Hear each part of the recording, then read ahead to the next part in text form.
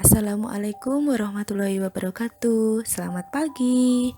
Jumpa lagi dengan Ibu Kiki dalam mata pelajaran Teknologi Perkantoran. Untuk pertemuan yang kedua, kita akan mempelajari tentang materi pengetikan atau biasanya kita sebut keyboarding. Kompetensi dasar yang akan kita pelajari untuk yang pertama adalah 3.2, menerapkan pengetikan atau keyboarding 10 jari dengan kecepatan 200 IPM, entakan per menit, dan ketepatan 99%.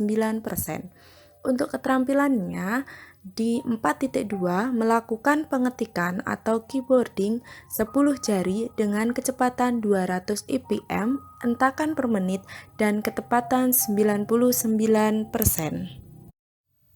Nah, kemudian kita akan mempelajari apa pentingnya kalian belajar tentang keyboard. Nah, keyboard di sini itu digunakan sebagai alat untuk menginput data atau perintah seseorang yang akan disampaikan pada komputer. Nah, kenapa kalian perlu mempelajari tentang keyboard? Karena dalam jurusan kalian tentunya untuk otomatisasi dan tata kelola perkantoran itu selalu berhubungan dengan yang namanya keyboard.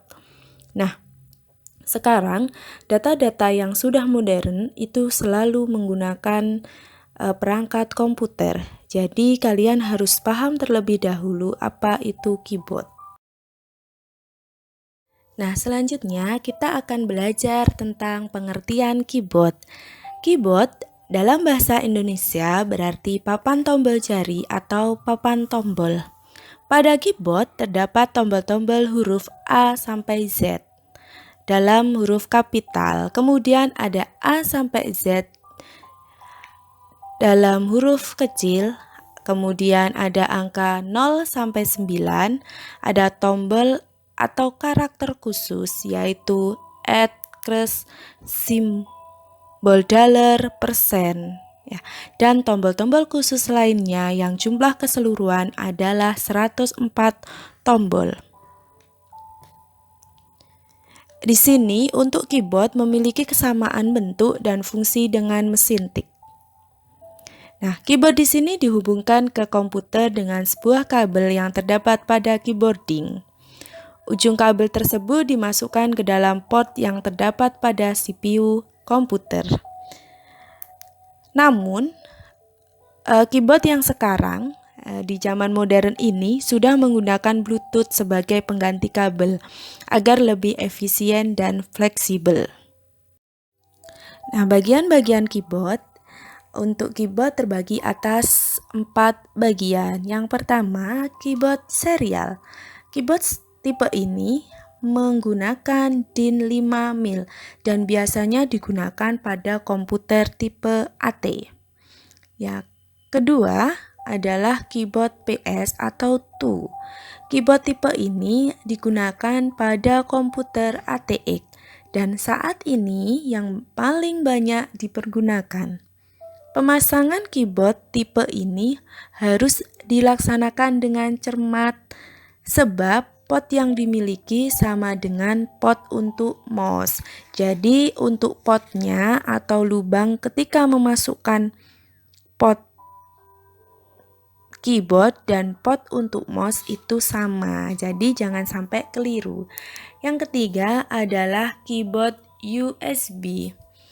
Keyboard tipe ini mempergunakan jenis konektor USB yang menjamin transfer data lebih cepat. Nah, yang terakhir itu ada keyboard wireless.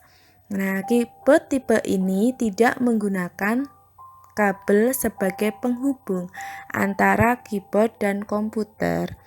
Jenis koneksi yang digunakan adalah infrared, Wi-Fi, atau Bluetooth. Dan untuk zaman sekarang itu sudah banyak yang menggunakan Bluetooth. Nah, tidak hanya keyboard, contoh saja untuk headset pun sekarang kalian pasti tahu banyak yang sudah menggunakan Bluetooth.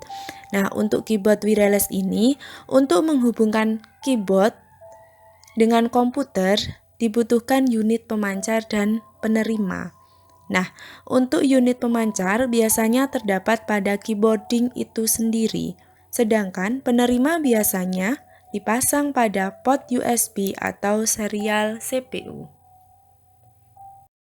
Berikutnya adalah cara menggunakan keyboard atau papan tik. Nah, di sini untuk menggunakan papan tik itu sendiri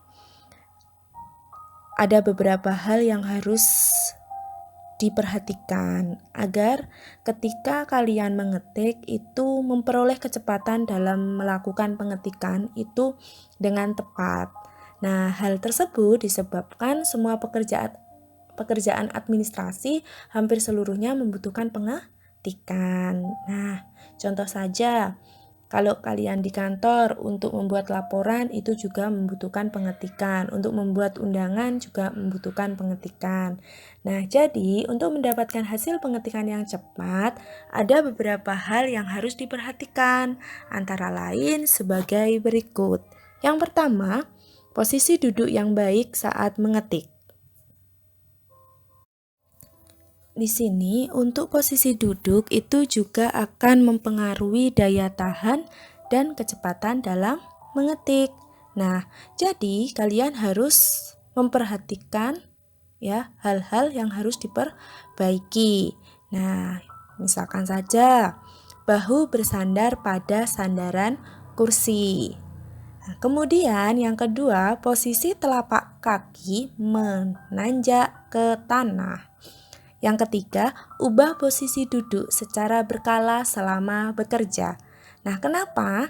Karena hal itu ya, duduk dalam posisi yang tetap dalam jangka waktu lama dapat menyebabkan ketidaknyamanan. Jadi, kalau posisi kalian itu sebagai sekretaris dan posisinya tetap terpaku pada komputer, nah itu silakan kalian bisa keluar terlebih dahulu beberapa menit untuk melihat pemandangan di luar. Misal ada pohon, ya pepohonan, di luar ada taman, nah itu kalian bisa jalan dulu ke situ untuk merelaksasikan badannya. Untuk yang kedua, sejajarkan pergelangan tangan dengan telapak tangan. Nah, di sini usahakan pergelangan tangan selalu sejajar dengan telapak tangan dan lemaskan pergelangan tangan seperti mengambang tetapi tidak tegang. Yang ketiga, posisi siku menggantung. Nah, jangan lupa di sini kalian harus pastikan ya, siku dalam posisi bebas menggantung. Menyandarkan siku pada sandaran kursi saat mengetik akan membatasi ruang gerak ketika melakukan pengetikan, serta membuat siku menjadi tegang dan cepat lelah. Nah, yang keempat, lemaskan jari-jari tangan. Nah, kunci dalam mengetik agar tidak cepat lelah adalah melepaskan seluruh jari tangan sehingga tidak kaku dan tidak tegang. Nah, yang kelima, tekan tuts dengan tenang.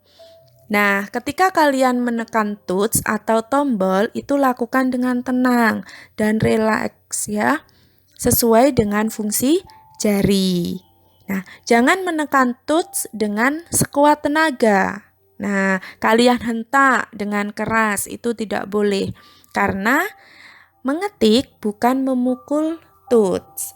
Nah, nanti kalian juga akan belajar tentang tuts pada tombol keyboard.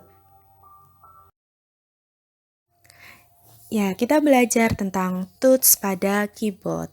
Nah, dalam tuts di sini terdapat struktur tombol atau tuts pada keyboard yang terbagi dalam 4 bagian. Bagian yang pertama itu ada tombol tik. Nah, tombol tik adalah bagian keyboard yang berisi huruf, angka, dan tanda baca. Nah, secara umum untuk tombol tik terdapat 2 model, yaitu ada tipe QWERTY dan Dvorak. Nah, tetapi yang banyak digunakan saat ini adalah tipe QWERTY. Nah, saya yakin kalian juga sudah pernah menekan tombol pada keyboard. Nah, yang sering kalian gunakan itu adalah tombol yang mempunyai tipe adalah QWERTY. Yang kedua adalah numeric keypad. Numeric keypad ini adalah bagian keyboard yang berisi angka, yang berfungsi untuk memasukkan data berupa angka dan operasi hitungan. Nah, kalau kalian di supermarket itu, di kasirnya itu banyak yang menggunakan hanya numeric keypad karena seringnya bergula dengan angka.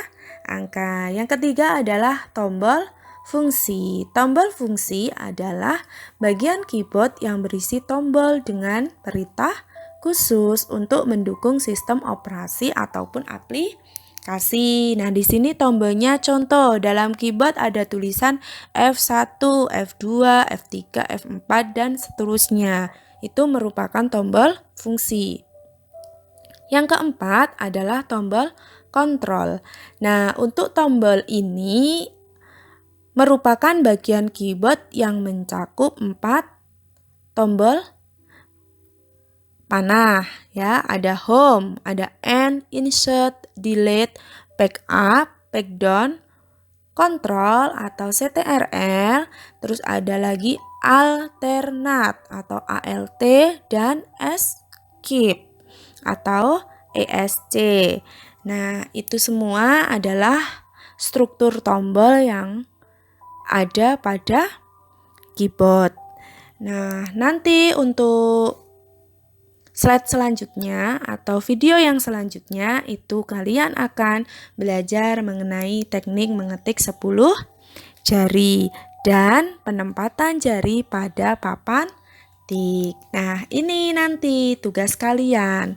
Ketika kalian sudah saya beri materi untuk mengetik 10 jari, nah tugasnya adalah kalian menghafalkan posisi pembagian tugas jari tangan kalian. Nah, tangan kiri dan tangan kanan. Nah, untuk materi ini barangkali cukup sekian dulu, nanti kita akan sambung kembali ya. Jangan lupa tetap semangat, jaga kesehatan. Sampai jumpa. Wassalamualaikum warahmatullahi wabarakatuh.